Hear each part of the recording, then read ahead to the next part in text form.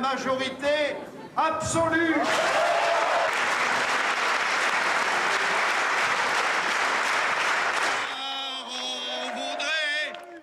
Le 18 juin 1995, Jean-Claude Gaudin est élu maire de Marseille, sa ville. Enfin maître de cet hôtel qu'il connaît si bien. 18 juin 1995, premier appel pour une ambition. Je mettrai tout mon cœur, toutes mes forces pour que cette ville soit la plus belle ville, une ville à faire rêver le monde. À 56 ans et après 3 tentatives, il se pare de sa plus belle écharpe. Gaston Defferre m'avait prêté son bureau, qui est mon bureau aujourd'hui. On change, hein. Ah, Seigneur, prends pitié. C'est en 1965, allié à Gaston Defferre, que le jeune prof d'histoire géo entre au conseil municipal. Gaston Defferre, un modèle, qui devient un adversaire politique. Jean-Claude Gaudin, député UDF depuis 1978, l'affronte pour la mairie de Marseille en 1983. Première tentative et premier débat télévisé. Et ce soir-là, c'est l'élève qui donne la leçon au maître. Si le ministre de l'Intérieur n'apporte pas tous les effectifs nécessaires de police à Marseille, alors qui le fera? Je vous laisse parler. Non, c'est moi qui ai la parole. Et moi, je vais vous répondre sur ce point, parce que je n'accepte pas ces insinuations déguisées. Un premier échec qui a le goût de la victoire. Le stratège Defferre est passé par là, mais l'élève retiendra la leçon du maître. J'ai 2497 voix de plus que M. Defferre, et malgré tout, je ne suis pas élu et je devrais me contenter d'entrer au conseil municipal avec 37 de mes amis. C'est ça, l'injustice du charcutage. Comment allez-vous? Vous allez bien? Jean-Claude Gaudin est un animal politique, un animal à sang chaud. Il aime et provoque le contact. Sa faconde et ses formules magiques font le reste. Mais pourquoi je ne saignerai pas nos projets gouvernementaux? Attendez.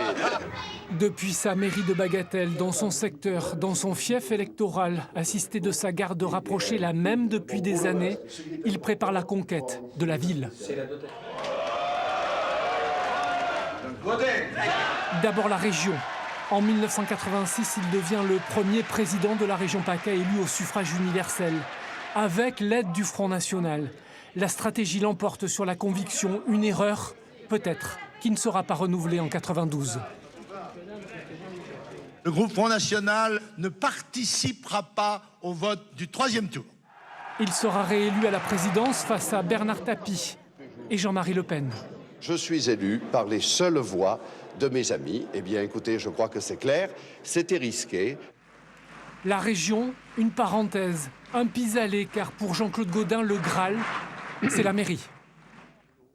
En 1989, il défie Robert Vigourou, un professeur de médecine qui a remplacé Gaston Defferre, disparu en 86.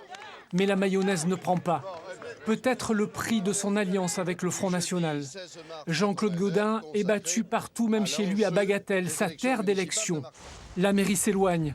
Jean-Claude Gaudin se réfugie au Sénat qu'il intègre en 1989, après 9 ans passés à l'Assemblée nationale comme député. Ici, je suis un jeune sénateur, je suis discipliné et j'attends de voir comment les choses vont s'organiser. J'ai bien entendu au fond de mon cœur ma préférence. Sa carrière au Sénat s'interrompt de 1995 à 1997. Le maire de Marseille, fraîchement élu, intègre pour la première fois le gouvernement Juppé II.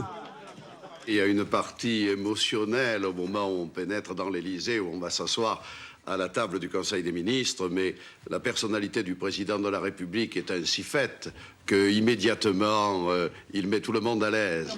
L'expérience prend fin avec la cohabitation. Jean-Claude Gaudin n'a pas aimé la fonction. Elle restera sans suite. Retour au Sénat. C'est ici que le stratège assoit son pouvoir. Il est devenu incontournable, sans jamais oublier Marseille.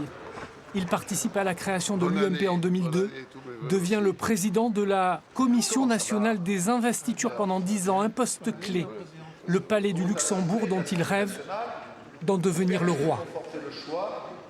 À quel sénateur, qu'il soit de droite ou de gauche, la présidence du Sénat ne plairait-elle pas? Par conséquent, bien évidemment que ça me plairait. Monsieur le Président! Président, il le sera par intermittence, quand le titulaire du poste est absent, mais jamais élu par ses pairs. Jean-Claude Gaudin, vice-roi du Sénat, réélu en 2014, après une nouvelle victoire au municipal, la dernière et la plus facile. Jamais dans mon quartier de Mazargues et dans ma jeunesse, j'avais pensé que je pourrais réaliser ce souhait d'être un jour le premier magistrat de cette ville. La politique aura été toute sa vie, même si l'enfant de Mazargues, fils de maçon, n'oubliait jamais la messe du dimanche chez lui, dans ce quartier du 9e arrondissement.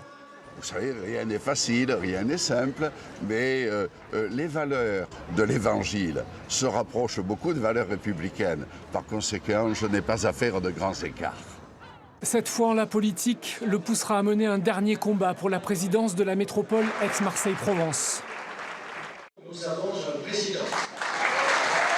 Malgré les recours, les coups de gueule des élus du pays d'Aix et la maladie qui s'était déclarée peu après les dernières municipales, Jean-Claude Gaudin l'emporte, logiquement. Mes chers collègues, je suis très honoré de mon élection à la présidence de la métropole que vous venez de décider.